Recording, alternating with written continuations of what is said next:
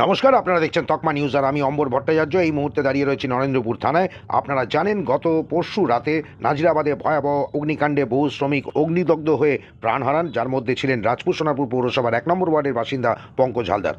অসহায় পরিবারের পাশে অভিভাবকের মতন এলাকার অন্যতম তৃণমূল নেতৃত্ব সুশোভন মণ্ডল ছিলেন সারাদিন। এছাড়াও গতকাল গোটা দিন ঘটনাস্থলে ছিলেন মানবিক বিধায়ক ফিরদৌসী বেগম, সিআইসি ও মুখ্য সংগঠক নজরুল আলী মণ্ডল, সাংসদ সায়নী ঘোষ। কথা বলে নেব স্বামীহারা শোকাহত পঙ্কজের স্ত্রী মৌসুমী এবং পঙ্কজের বাবার সাথে। নরেন্দ্রপুর থানায় আজকে যে পঙ্কজ হালদার গতকালকে নাজিরাবাদে যে ঘটনা ঘটেছিল, যে অগ্নিকাণ্ড ঘটেছিল, সেই অগ্নিকাণ্ডে মৃত পঙ্কজ হালদার, তার স্ত্রী এসেছেন এখানে, তার কন্যাও আছে। আমরা জেনে নেব মৌসুমী হালদারের থেকে যে গতকালকে ঠিক কী অবস্থায় তাকে পেয়েছিল এবং আজকে কি হতে যাচ্ছে নরেন্দ্রপুর থানা।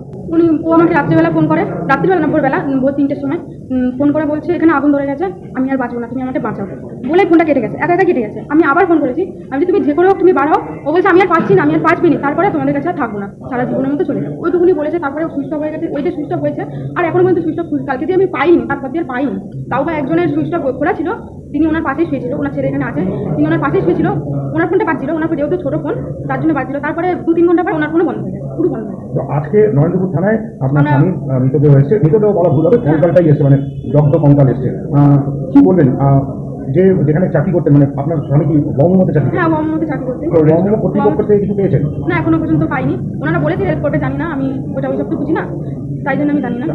ওনাদের আসার কথা ছিল, এখনো পর্যন্ত আছে, অন্য কন্ট্যাক্ট করেনি, ওনারা আসেনি। ওনাদের কালকে লাস্টে আমরা দেখতে পেয়েছিলাম রাত্রিবেলা ওই 11টা-12টা নাগাদ, তারপর দিয়ে আমরা জানি না, আমাদেরকে ফোনও করেনি সকাল থেকে, আর আমরা জানি না। আজকে থানার পক্ষ থেকে কি বলা হয়েছে? ওনারা আমাকে বলেছিলেন 10:30টার সময় আসতে, উনি আমাকে বলেছিলেন 10:30টার সময় আসতে। আজকে কি ডিএনএ টেস্ট? হ্যাঁ, উনি বলেছিলেন ওনার মেয়ের সঙ্গে করবে বলেছিলেন, কিন্তু আমি বললাম ওনার মেয়ের ছোটো, ওনার মেয়ের সঙ্গে করা যাবে না, যেহেতু ও জানে না কিছু, ওনার বাবার সঙ্গে করা যায়। এবার রাত্রি 3:10-15 আমার থেকে ফোন আসে, উনি আমাকে ফোন করে বললো যেরকম তোমার ছেলে মানে ফ্যাক্টরিতে আগুন লেগে গেছে, হ্যাঁ, ও আর বাঁচবে না, 5 মিনিটের মধ্যে যদি না বের করে ও শেষ হয়ে যাবে।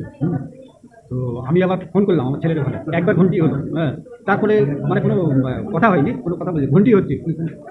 যার নেতৃত্বে আজকে এই নরেন্দ্রপুর থানায় আসা সেই সুশোভন মন্ডলের সাথে কথা বলবো। সুশোভন, কি বলবে তোমার পাড়ার একটা ভাই?